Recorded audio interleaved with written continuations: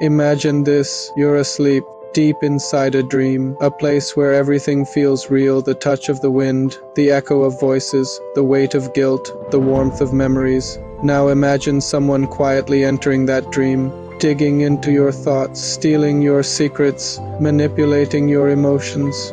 And you don't even realize it's happening. Your dream feels like yours, but the truth is, it's not. Today's story is about that dangerous boundary, where reality and dreams collide, and one wrong step can trap a person forever inside their own mind. This is the world of Inception, a place where ideas are weapons, dreams are battlefields, and the mind is the most vulnerable place in the universe. Welcome back to Rabiel Galaxy Explain, the channel where we dive deep into movies, stories, mysteries, and the hidden layers inside cinematic universes. Today we enter one of the most mind-bending films ever made, Christopher Nolan's Inception. So sit back, relax, and hold on tight because we're going many levels deep. A stormy ocean, huge waves crashing against the shore, and in the middle of this chaos, a man is washed up on the beach. He is exhausted. A specialist who enters your dreams to steal secrets your conscious mind tries to hide.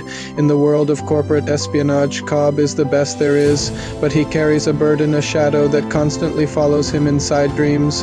A woman, a beautiful, mysterious, and terrifying woman named Mal, she appears suddenly without warning, destroys missions, breaks reality, and pulls Cobb toward a darkness he desperately tries to escape.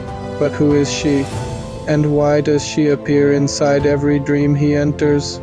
That answer will come later.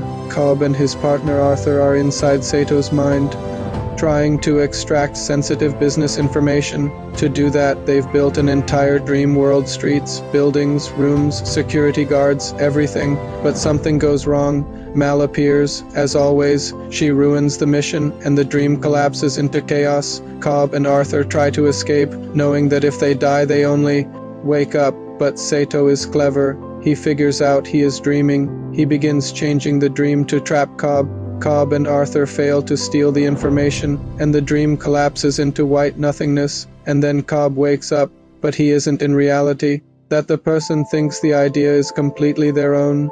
Cobb refuses at first. Inception is impossible, he says. But Sato insists. If Cobb succeeds, Sato will use his power to clear Cobb's name. He can finally go back home and see his children. Cobb accepts, because this job isn't just about money or pride. It's about going back to his family. Their mission is targeted at a young businessman named Robert Fisher, the heir to a massive corporate empire. Sato wants Fisher to break up his father's company so Sato's company can survive. To do that, Cobb must plant an idea in Fisher's mind. My father wanted me to create something of my own, not follow in his shadow. If Fisher believes this, he will naturally dismantle the company. The plan is brilliant but extremely risky. To execute this multi-layered dream heist, Cobb assembles a team of experts. Arthur the planner, meticulous, logical, detail-oriented.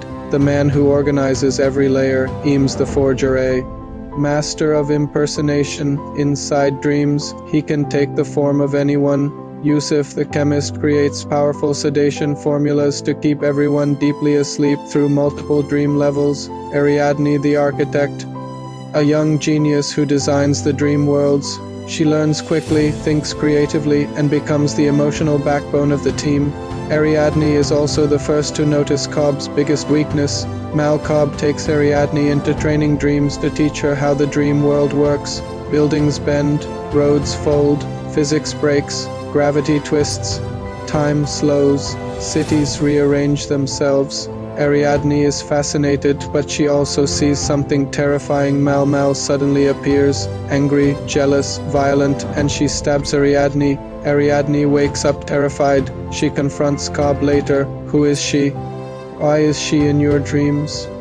Cobb tries to avoid the question, but Ariadne knows if Mal can destroy training dreams, she can destroy the real mission. Cobb's emotional instability is the biggest danger of all, and this will cost them later. To plant an idea deep inside Fisher's subconscious, they need multiple layers of dreams. Not one, not two, 3 levels.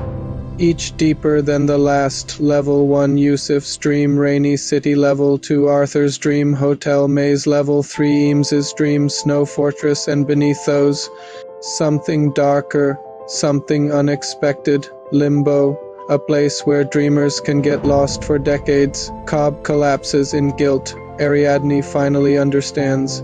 Mal is the biggest threat to the mission, not Fisher, not the dream levels, not the danger. Test Yusuf's sedative, analyze Fisher's psychology, plan the escape routes, predict dream defenses.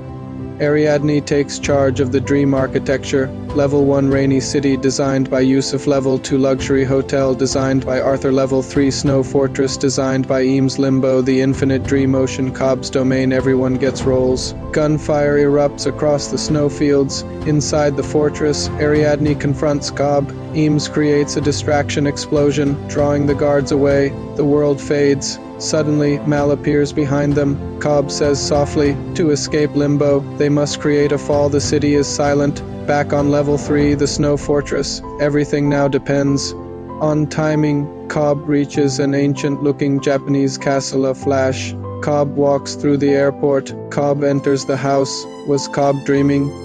Or was he finally home? Christopher Nolan never answered. He left the choice to the audience, and that's what makes Inception a masterpiece. He sees his children playing. He wants to run to them, but he stops. He pulls out his totem, Mal's spinning top. He spins it on the table. If it falls, he is in reality. If it keeps spinning, he's still dreaming.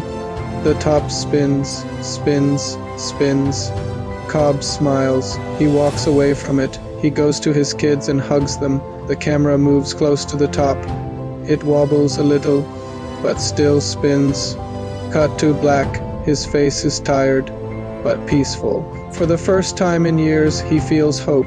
Miles, his father-in-law, waits for him. He says softly, "Come home, Dom." Cobb follows him through the doors. A ripple, a sudden shock. We return to the plane. Cobb opens his eyes, slowly, calmly. Arthur looks at him, nods. Ariadne smiles. Eames relaxes. Yusuf breathes out. Fisher wakes up confused, but with a new idea planted deep inside him. Everyone is back, then. The most important part, Sato wakes up. He takes his phone. He calls someone, most likely immigration control. Cobb watches him quietly. This one call could take him home, or send him to prison. Sato ends the call. Then he nods. You're free. Cobb's eyes fill with relief. The same setting as the opening scene of the film. Inside he finds old Sato, much older, aged decades, sitting alone at a low wooden table, holding a gun. He barely remembers reality. Sato stares at Cobb. You're a young man. Have you come to kill me? Cobb sits across from him. No, I've come to bring you back. Cobb reminds him of the real world, the plane, the mission, the promise. Sato's hand shakes. He is confused. Cobb gently takes the gun and places it between them. We're both lost here, but we can die and wake up together. Sato looks into Cobb's eyes. He finally remembers. Yusuf's van hits the water. Kick number 1, level 1, Arthur's elevator explodes upward. Kick number 2, level 2. On the snow fortress, explosives detonate. Kick number 3, level 3, Eames shouts. This is the final kick. Go. Everyone jumps, everyone rises, everyone wakes, except Cobb, because Cobb is still in limbo, and Sato is still lost. Fisher finally wakes up. He runs through the icy corridors until he reaches the main vault chamber, a glowing room shaped like his father's memory. Inside is a hospital bed. On the bed, his father, Maurice Fisher. The dying man turns and whispers, I was disappointed. Fisher's eyes fill with tears, but then Maurice says, that you tried to be like me. This moment hits Fisher's heart. This is the final seed of Inception. You don't need to follow someone else's legacy. You can build your own world. You can break free. Fisher opens a small safe beside the bed. Inside is a childhood paper windmill. His father's message, I am proud of you. Fisher breaks into tears. The mission succeeds. Buildings half submerged, streets broken. Everything looks drowned in memories. Cobb walks slowly, whispering to himself, Sato, where are you? He is tired. His mind is cracking. He He has been fighting Mal's projection for years, but he keeps walking through old houses, through the crumbling tower where he and Mal once lived, past the model city they built together. Limbo is beautiful but terrifying, a place you can forget yourself, a place you can live forever without knowing it, their own private kick. Ariadne pushes Fisher off the balcony, sending him falling into the sea. He will wake up in level 3. She then looks at Cobb. Come with me. Cobb shakes his head. No. I must find Sato. Ariadne falls backward off the building, her kick triggered. Everything around fades. Cobb is now alone in limbo, searching, waiting, determined. Mal, I couldn't save you because you're not my wife. Mal freezes. Cobb continues.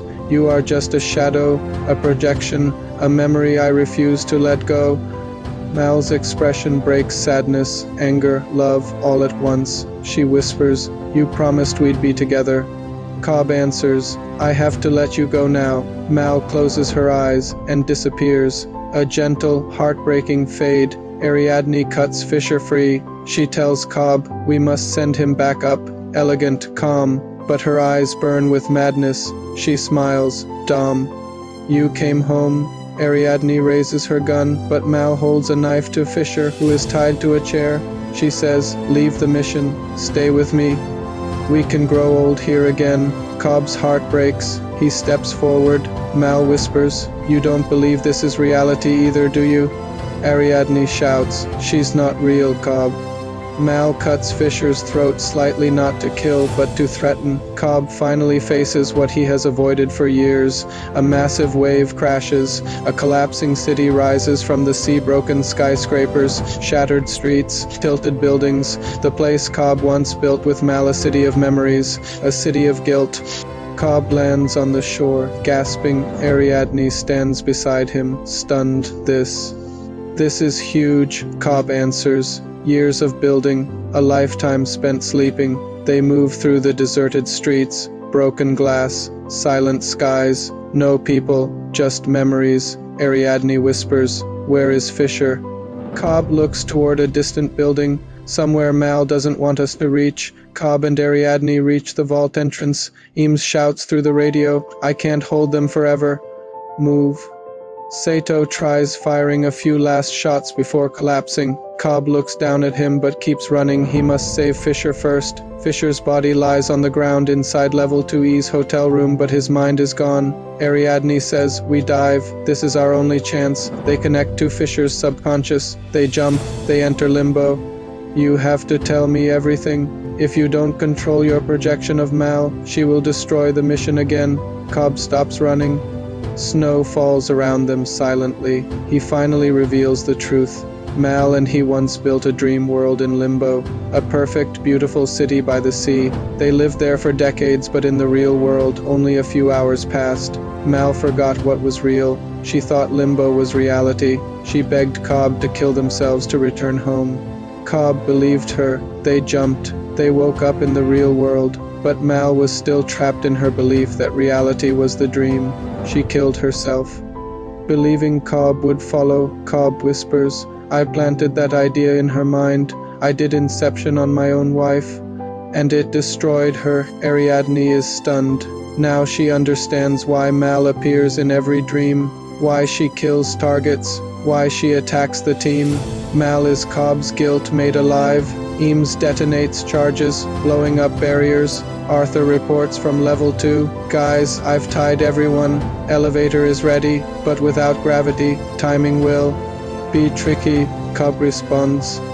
Just wait for the kick signal. But Arthur mutters, there is no signal in zero gravity. I'll have to guess. Meanwhile, in level 1, the van is still falling slow motion endlessly.